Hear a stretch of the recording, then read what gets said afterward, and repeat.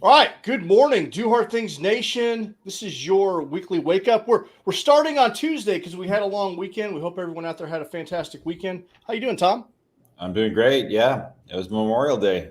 It How was. It was it? was. It was great. For me personally, Lacey and I went and did the Peddlers Jamboree, which is like a bike ride, music festival. It was fantastic, and Yeah, right on. was able to take a little time yesterday to. I'm here at Fort Leonard Wood, so I went up to took my kids up to the cemetery up there, and then we have this memorial area, Sapper Grove, we call it, and just paid respects to a couple friends that were lost. So, trying to live a life worthy of their sacrifice. That's what I've been thinking about on Memorial Very good. Weekend. Very good. What about yourself?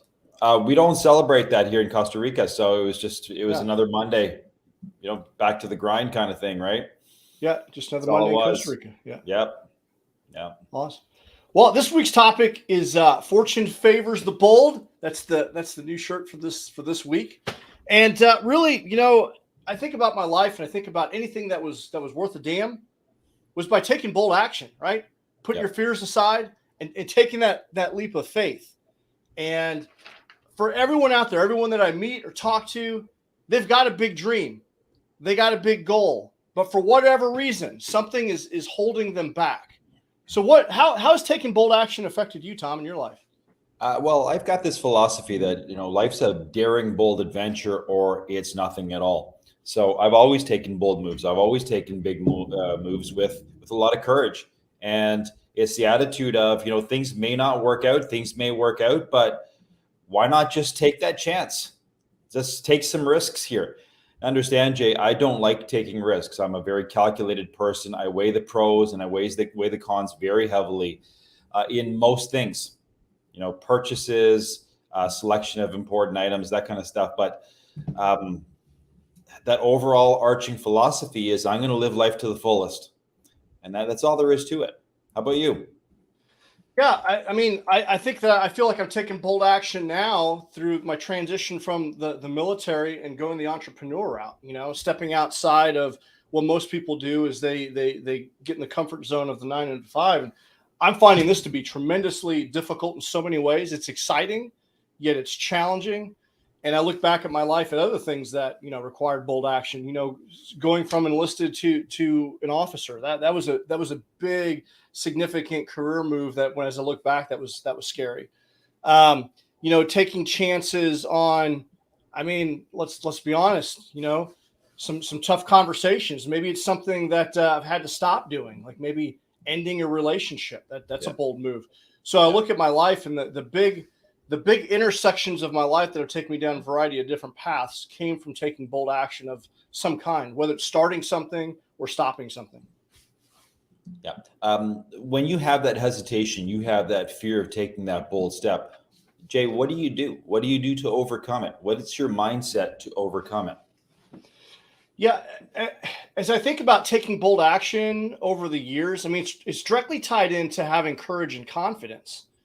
And I look at like going to the gym, right? You don't just naturally. You naturally have some level of courage or confidence, but it's a muscle that you develop in the gym, and that's through a variety of different ways. And I feel like I'm constantly exercising my courage muscle by stepping outside of my comfort zone, by doing things that scare me. And when those bold moments come, I still, like you said, there's fear there, but you do a risk assessment, you Yeah. calculate what could potentially go wrong, and then you kind of, you hedge against those risks. And another a big thing, you ask for help. You have a tribe or community of people around you. Maybe you get a mentor or a coach, or you have friends around you. Maybe someone that has taken a similar step or knows the path, right? Right. And your chances of success increase significantly. So those are probably the couple things that I do. What about you, Tom? Well, I got to tell you, from a small, preposterous standpoint, my wife said to me about a year ago, she said, we've been invited to some salsa lessons.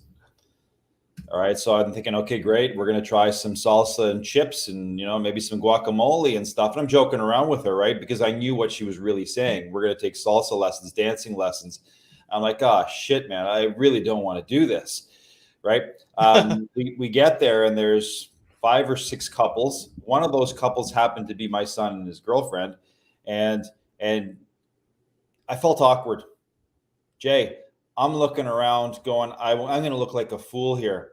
And it's something as small as salsa where I didn't want to take bold action because I didn't want to look like a fool.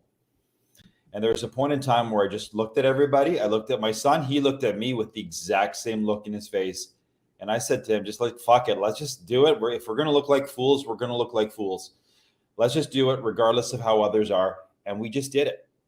Right? I think we get so hung up on what other people are going to perceive of us, what other people are going to think.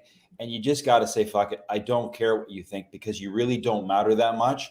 My mom matters. My dad matters. If they say something, that might be a little different, but you guys don't. If you see me as looking like a fool, that's fine. Right? I think we got to get over that. What was the outcome of that by actually, participating in it? I'm assuming you probably had a great time. Jay, I sucked. And I hated it. And that was the last time we were going to salsa dance. That's all there was to it. Now, having said that, one song came on where you're not moving around with these shuffly feet. Instead, you're holding on to your gal. And I can do this. I can do this. We can go to some kind of dance place and we can do that. And when we're not doing that, we can sit down and have salsa and chips and watch everyone dance. Right? But I felt horrible, Jay. It was garbage. I said never again, but at least I tried. At least you tried it. At least you tried it. That's, you got to go through life and you got to try new things. You got to step outside your comfort zone and you're going to know whether or not it's for you or not. But by stepping outside your comfort zone, you just, it's just like a gym workout. You got a little stronger in your confidence because you tried it. You don't like it. And you know what? Next time that you're doing an inventory of wanting to try something new, you start thinking about all the things and previously, it goes back to tying into that confidence. Like, you know what? I did that and I gave it a shot.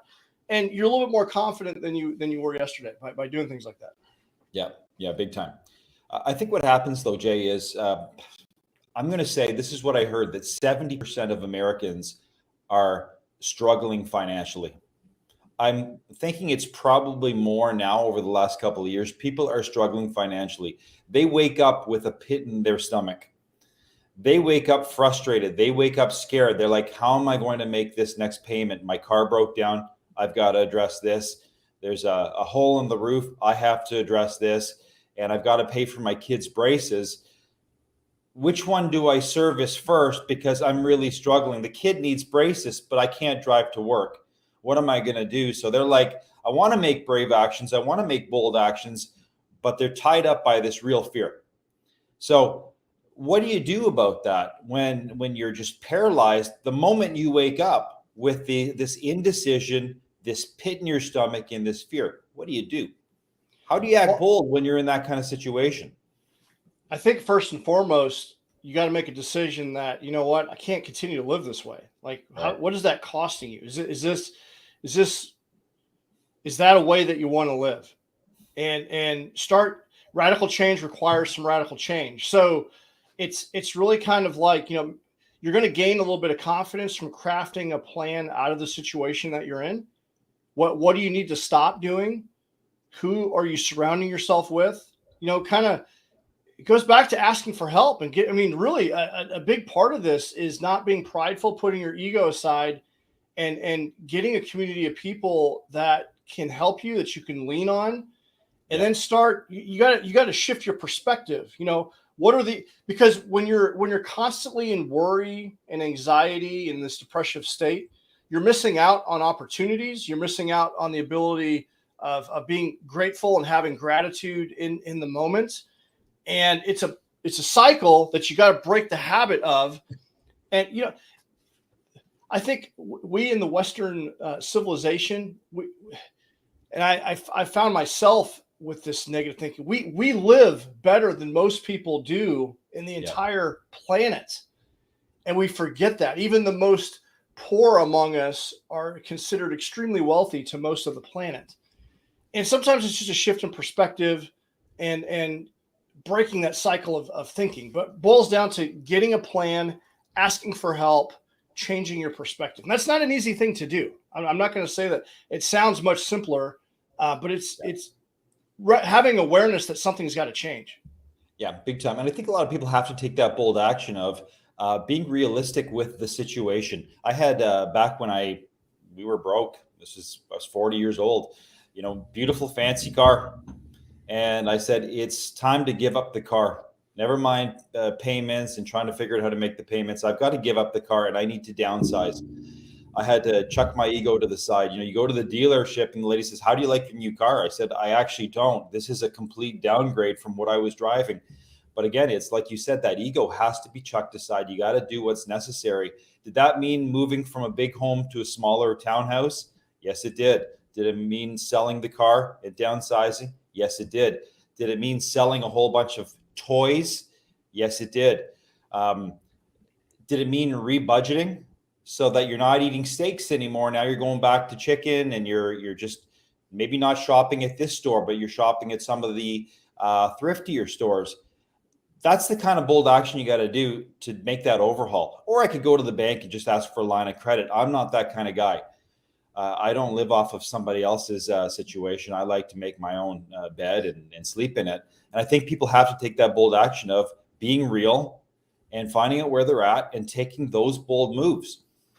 Now, you said you were 40 when that happened, and look at where you're at now. You're infinitely in a better place, living abroad, doing whatever the hell you want. And that's, in the grand scheme of things, that's a short amount of time in your life. It's a very short amount of time. I remember being in that situation where I was in debt and I was struggling, and it was a complete lockdown, Jay.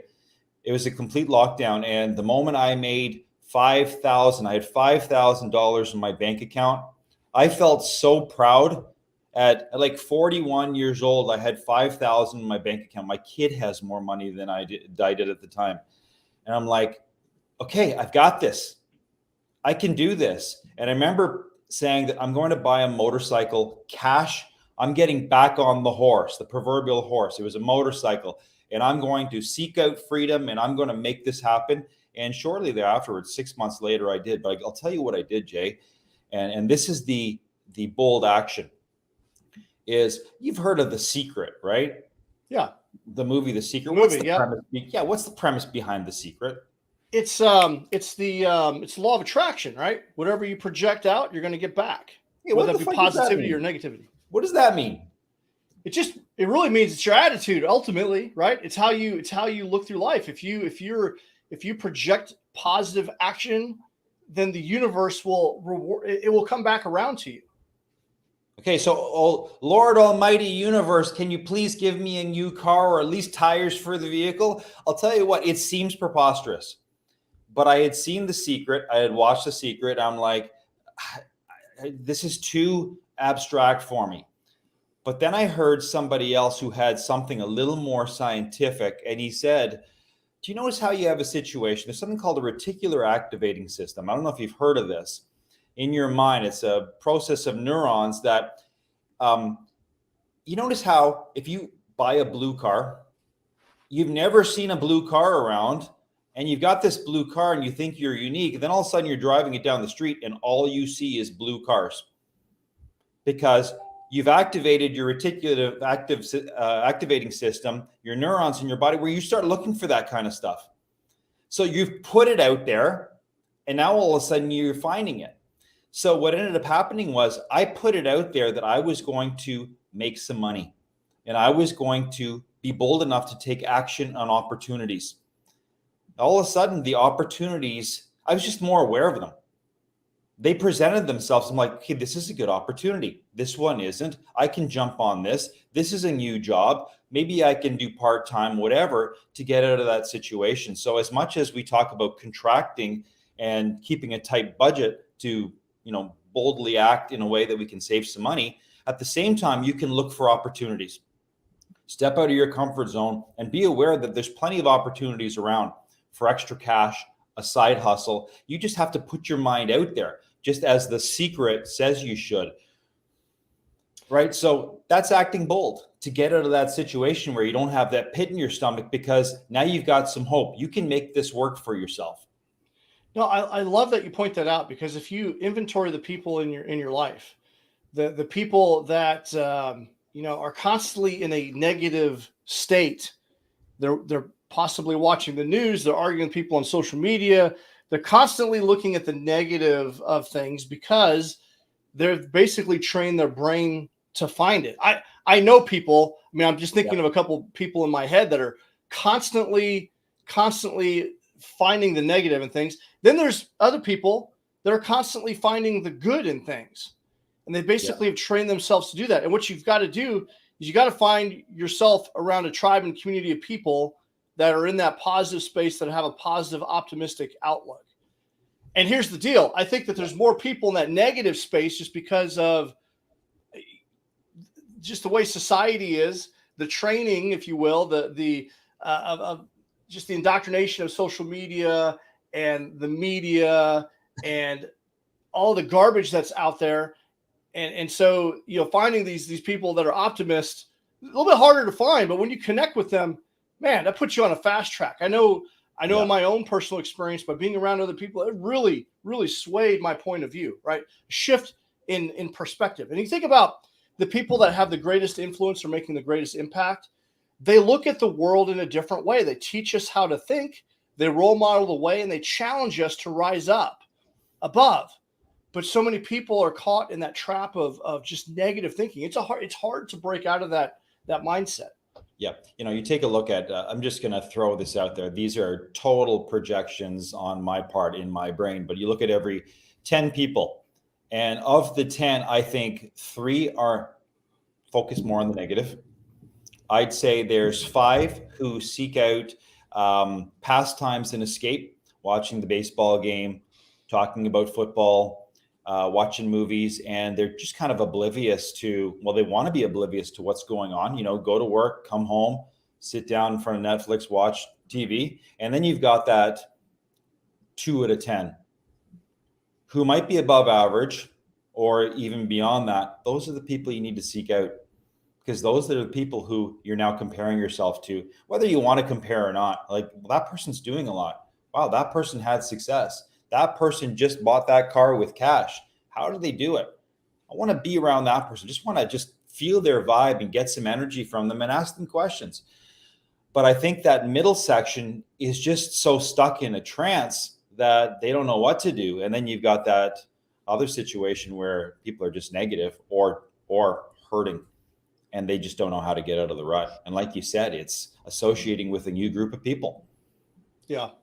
And it's really, you got to change, what you're doing. Like you got to guard your brain from all this toxic stuff that is out there. Cause I'm telling you, man, it is really, I look, especially coming off the back end. I mean, there's just society in general, right? There's just a lot of, it's just cringy to watch the news and to scroll social media and just to see what's happening. It's so powerful. It's so, and people are unhappy and they're miserable. And a lot of it's got to do with this constant drumbeat of just negativity.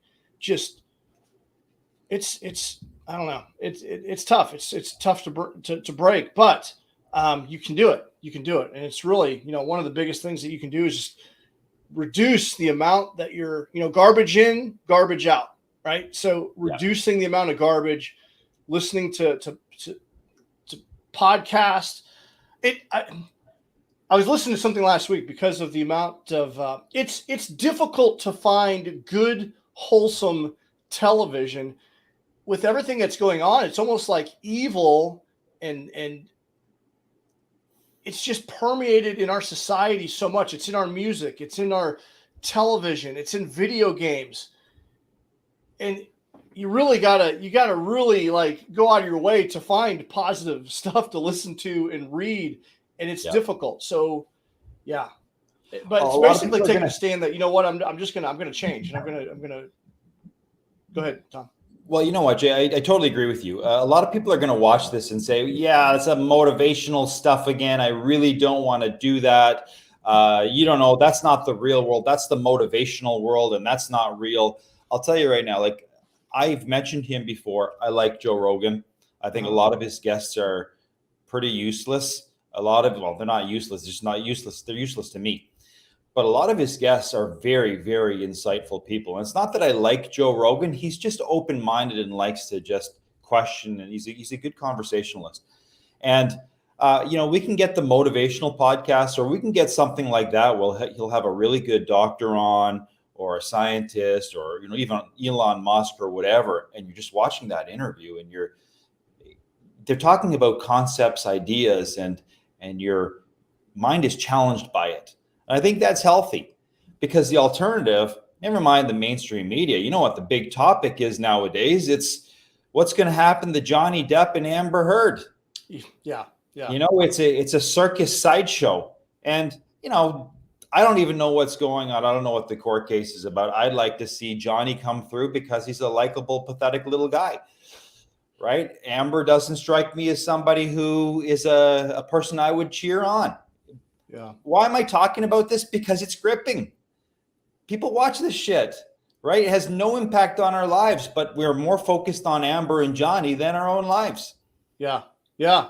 It's a form of entertainment. You're seeing little clips on TikTok about it, and people are taking clips and they make it entertaining, and because of their, smart ass quip they have about it or whatever. And I don't know, it is so overpowering in our society right now. It's very difficult to put the boundaries up around it. Right. But you got to. I like a lot of Joe Rogan's content. I like the long form interviews. I like, one of my favorite podcasts is the Tim Ferriss podcast. In fact, I was listening over the weekend. Yeah. He was interviewing Arnold Schwarzenegger, and it was fascinating because there were some things about Arnold Schwarzenegger I had no idea, because everyone's like, you just think about him as the Terminator or the Governator, but he has a fascinating, remarkable story that there's things I didn't think about or didn't know about him, like how he became a millionaire before he got into Hollywood, and then how difficult it was for him to begin his acting career, and how like the movie Twins was the number one thing that really propelled him over. Like he made more money from Twins, and still does, than any other thing that he's done. It was just fascinating. And then he talked about politics, and conversations like that really stimulate the brain. And just fascinating. Yeah, it's fascinating. I love it. Yeah. Now, having said that about Arnold Schwarzenegger was a big inspiration for me growing up. Yeah. Even as a kid, I saw him on the Guinness Book of World Records as the world's most proportioned man, the best physique. And I said, like, I want to be like that. He looks like a superhero, so I want to be like that. And, seeing him in Terminator and Pumping Iron, he was a hero. And to see that success, and then you realize some of these guys, he's a cheater on his wife, snuck around for years with it, had a kid. You know the story. When he said, "Screw your freedoms," I'm like, thumbs down, dude. I'm not a fan of you anymore. Everything Arnold was down, to the point that I actually made a comment on one of his Facebook posts or whatever it was, because I was just so angry. Here's a guy I used to see as somebody I respected, and I was just so angry. He finagled his way through a lot of competitions in bodybuilding, through politics, where he shouldn't have won. Arnold, to me, right now is a bit of a turkey. But I think you kind of look past that and you say, okay, he's a bit of a turkey to me. It doesn't mean I can't learn from him and take some of his good traits and still move forward and extract some of those ideas and apply them in my own life. It's the same with Donald Trump. People hate Donald Trump. A lot of people, I don't know in your neck of the woods, but I remember back in Canada, people hated Donald Trump. Fact is, he's an astute guy. And when you look beyond the brashness, you can learn a lot from Donald. I like a lot of traits of him. I think he's a bright man in many ways. So you got to go ahead. Oh, sorry. I was just saying that's the pitfall of putting someone up on a pedestal, because they're just human, and every human has flaws. Every human has flaws. One of my favorite Tim Ferriss questions, I love his questions, is think of someone that you despise. What's one good quality about them that you could respect? Because if you can look past what you just don't like about the person, you can usually find something that's admirable. Yes. Because they're doing something well. They have a talent. They have something that they're good at. But sometimes we get so emotionally caught up into what we hate about the person. And there's a lot of that too. But I caution people to, when I ask people who are your heroes, and it's unfortunate that we live in a society where actors and professional athletes and singers are like our role models, right? That's kind of a dangerous place to be in. Yeah. And then I look back at all of my people that I really aspired to look up to. They all fell from grace in some capacity. I think we talked about this a couple weeks ago. Oh, yeah. Lance Armstrong, Mark McGuire, General Petraeus, like all these people. Yeah. Mark McGuire, the steroid user. Yeah. Right. But you take a look at that, and I think you look beyond that and stop casting judgment. I don't have any heroes. None of them are heroes. But what I do like are there's certain traits about each of them that I respect a lot. Lance Armstrong, cheater. But boy, was that guy ever determined and focused, regardless of the doping, right? I admire the trait. Maybe not necessarily his actions in some cases, but I admire the trait. I admire some of the traits that got Arnold where he was, and I'm willing to study somebody I don't like to pick up those traits and then actively apply them to my life. But I think the key is being bold, being brave is actually taking concepts, taking ideas and applying them and moving forward with, as you said, with courage. And I think people need to kind of just train their minds first to be aware of the situation and then say, okay, how am I going to act in a way that's going to be favorable for me? Yeah. Someone I think about now a lot, whether you like him or hate him, is Elon Musk. You look at all the different things that he's taking action to solve complex problems. And if you talk to him, like we talk about SpaceX, like they know that their chances of failure is greater than success, and they push to the absolute limit of failure. Yeah. But that's, but they also realize that the payoff is going to be bigger. And it's fascinating to watch. And if you can take that concept and put that into your own life, I know that's orders of magnitude for where most people are, but take a look at your own life. How might your life be different if you took bold action toward that big dream or that big goal that you have? How would your life change? And then what's something that you always think about starting something, but sometimes taking bold action is stopping something. Yep. So what in your life should you stop doing? Whether that be in your relationship or your finances or your health, what do you know you should stop doing, and how might that change your life? And, so many people are playing small, and they're living a life below their potential. And it's because they're not taking bold action in starting something or stopping something. Yeah. And as much as you say starting, sometimes what people have to do is begin with that end in mind. Where do I want to be in 5 years? What do I actually want specifically? That's how I got out of the rut of being broke, no money, in debt, broken marriage, and said, where do I want to be in 5 years? And then work backwards from there. So they call it reverse engineering. There's some fancy terms out there, but that's what I did. Where do I want to be in 5 years? Let's work back to a 1 year plan. Then from a 1 year plan, it's a 12 monthly plan. And then it's a weekly plan. And then it's daily habits. Execute on the daily habits with what I want, right? And that's how you start. Because when you see that 5 year picture of where you want to be, it's scary. It's just too big, right? But that's where you start. You start with the end in mind, work backwards, and come up with the habits that are going to help you to be successful. Because I'll tell you right now, it takes a lot less courage to eat healthy for one day than to have a 6-pack and look amazing. Yeah. Now, it's how do you eat the elephant, right? One bite at a time. You got to break these lofty goals that you have. And if you break them down into bite-sized chunks, it doesn't look so intimidating. And then it's consistently showing up. Yeah, you tell somebody who's 50 pounds overweight, all I need you to do is stick with these 3 meals today and don't break from it and don't look past it. Don't worry about tomorrow. Don't worry about the end goal, because we know you want that. Just focus on that. Have the courage to do that. You know what they usually say? I can do that. I can do that. And those are the building blocks that move you forward. It might not be losing weight. It may be getting out of that financial hole. Buying the tires for your truck starts with the daily actions. I'm going to say no to eating at Wendy's. I'm going to make a home cooked meal. We're going to save $30. That's how it starts. It's Latte Factor. Yes. Latte Factor. That's a profound book. If you haven't read the book Latte Factor, check it out, because I love that. It's taking control of your finances through the little things. Removing one thing from your routine can have infinite effect on your finances over the long haul. Love that book. What's the cost of a latte? Now with inflation, probably like $6 to $7. it's, Seriously? it's insane right now. I don't know how your prices are down where you're at, but right now here, everything is just insane. Gallon of milk is like over $5. I think I bought a gallon of milk yesterday for over $5. Okay, so the coffee that I just poured for myself cost 15 cents. I could have 3 or 4, and I'm still like 50 cents later versus a $6 latte. Do people do that on a regular basis? 4 or 5 lattes a week? Oh, people do. I know people that they pride themselves on getting their daily Starbucks. They post on Facebook every day. I'm just like, ching, okay, so now you're looking at $150 a month club at Starbucks. They must love you. Yeah. $150 invested. I don't know. I think $150 goes a long way for a lot of people.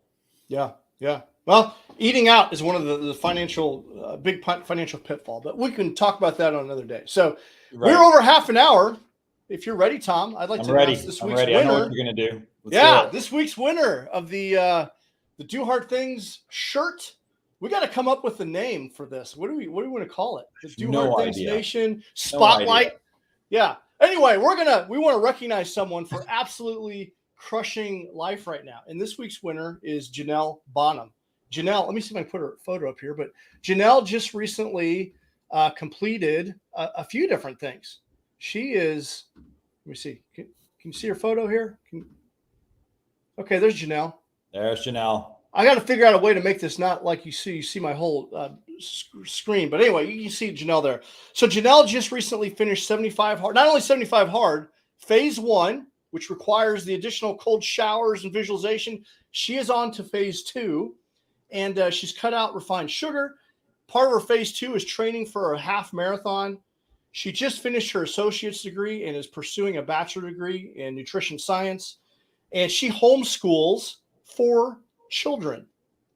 And she's just crushing it right now. If you go to, if you follow her, she's being the lighthouse. She's talking about just leading her family and just helping people crush their health and wellness goals. And she is this week's Do Hard Things Nation Spotlight winner. We got to come up with an official title of that. But anyway, Janelle, congratulations on killing it.